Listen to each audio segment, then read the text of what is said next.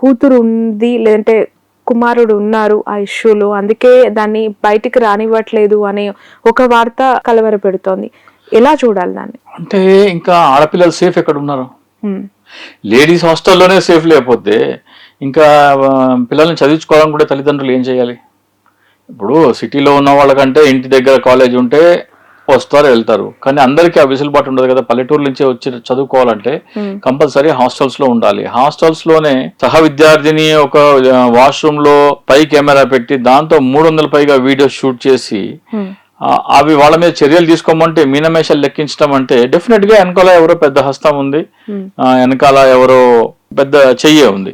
So వాళ్ళని ఇంకా arrest చేయట్లేదంటే ఏంటి అని అర్థము? అంటే ఇప్పుడు ఏంటి ఆ వీడియోస్ ఏం చేద్దాం అనుకుంటున్నారు? ఆ పిల్లలకి చూపించి బ్లాక్ మెయిల్ చేసి నువ్వు నేను చెప్పింది చేయడానికి ఒప్పుకోకపోతే ఇది రిలీజ్ చేస్తాననే కదా ఇది. అవన్నీ చేసేది ఎందుకు? అవన్నీ గ్యాదర్ చేసేది ఎందుకు?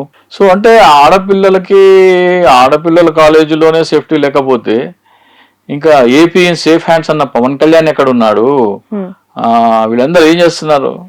ఇంతవరకు నాకు తెలిసి లోకేష్ తప్ప పెద్ద రియాక్షన్ ఏమి లేదు హోంమంత్రి దగ్గర నుంచి కానీ లేకపోతే పవన్ కళ్యాణ్ ప్రభుత్వ పెద్దలు కొంతమంది మంత్రులను వెళ్ళి అక్కడ సిచ్యువేషన్ కంట్రోల్ చేయమని చెప్పడం, డైల్యూట్ చేయమంటున్నారు. కానీ డైరెక్ట్ గా యాక్షన్ ఇచ్చి ఎవరైతే ఉన్నారో వాళ్ళని విత్ ఇన్ 24 hours మేము ఆ స్పై కెమెరా ఎవరు ఇన్స్టాల్ చేశారు, దానిలో డేటా ఎవరికి వెళ్తుంది, ఏ ఇన్స్ట్రుమెంట్ అది యాక్సెస్ ఉంది, ఎవరు ఇన్స్టాల్ చేశారు 24 hours లో మేము బయట పెడతామంటే పెద్ద విషయం ఏం కాదు. ఉంటారు మహా అయితే 400-500 మంది స్టూడెంట్స్ ఉంటారు.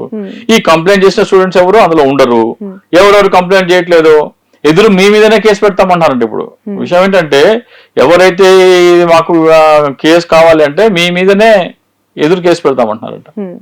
సో పవన్ కళ్యాణ్ గారు సుగాలి ప్రీతి అంశంలో అసలు మున్నీరు అయిపోయిన పవన్ కళ్యాణ్ గారు, ఆయనకు మరి చీమ గుట్టినట్టు కూడా లేదేంటి? ఒక ట్వీట్ లేదు, కనీసం ఆయన వెళ్ళేసేసి అక్కడ కూర్చుని నాకు ఐ వాంట్ జస్టిస్ అని అక్కడ కూర్చోవాలి కదా.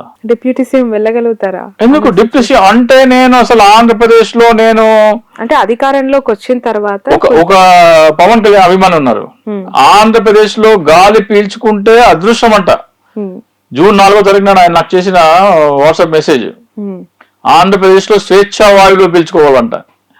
ఆయన ఏరోనాటికల్ ఇంజనీర్ పవన్ రాజ్ అని, ఏరోనాటికల్ ఇంజనీర్ పవన్ కళ్యాణ్ కి ఎంత అభిమానం అంటే ఒకసారి వచ్చి గుడ్లవల్లేరులో స్వేచ్ఛా వాయువులు పీల్చుకోమని చెప్తున్నా పవన్ కళ్యాణ్ గారిని. మరి సేఫ్ హ్యాండ్స్ అని సాయి ధరమ్ తేజ్ అన్నారు కదా, ఏపీ సేఫ్ హ్యాండ్స్ అని. సేఫ్ ఇటువంటి ఎంత జాగ్రత్తలు చేసినా ఎన్ని చేసినా ప్రివెంట్ అయితే చేయలేము. కానీ సంఘటన జరిగిన తర్వాత మీ రియాక్షన్ ఇన్స్టంట్ గా ఉండాలి. సాయి ధరమ్ తేజ్ గారు అన్నట్టు ఏపీ స్టేట్ సేఫ్ హ్యాండ్స్ లో లేదంటారు. ఎందుకంటే ట్విట్టర్ లో ఎక్స్ వేదికగా చాలా మంది దాన్ని ట్యాగ్ చేస్తున్నారు, AP is not in safe hands అని చెప్పి అతనికే మళ్ళీ కౌంటర్ పోస్టులు పెడుతూ ఉన్న పరిస్థితి. ఇప్పుడు రియాక్షన్ ఉండాలి కదా.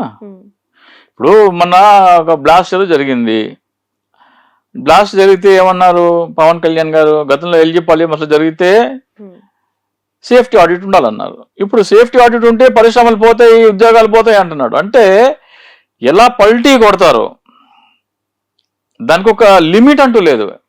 పవన్ కళ్యాణ్ ఎంతటి అవకాశవాదం అంటే నేను గత దశాబ్దాల కాలంగా ఆయన చేసే ప్రతి ఒక్క స్టేట్మెంట్ కి అవసరం వస్తే ఇట్లా టోటల్ రివర్స్ అయిపోతాడు. ఆయన ఎల్జీ పాలిమర్స్ లో ఒకటి, ఈ రోజున ఒకటి కాదు, ఈ రోజున కూడా సేఫ్టీ ఆడిట్ జరగాలని అన్నాడు. మరి ఆ రోజున పరిశ్రమలు పోతాయని ఎందుకు అర్థం కాలేదు?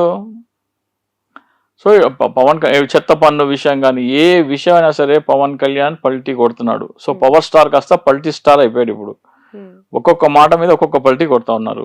ఇంతవరకు నాకు రాత్రి 2 గంటలకు వచ్చింది, చూసాను. నేను చూసి నేను కొంతమంది ఫార్వర్డ్ చేయాల్సిన ఫార్వర్డ్ చేశాను. మరి పవన్ కళ్యాణ్ కూడా వెళ్ళి ఉంటది కదా, పొద్దున్న 7 8 ఆయన కూడా 2 మంత్రులు ఉన్నారు కదా, నాదెండ్ల మనోహర్, కందుల దుర్గేష్. వెళ్ళి అక్కడ ఏంటి పరిస్థితి కనుక్కోమని చెప్పొచ్చు కదా. లేదు.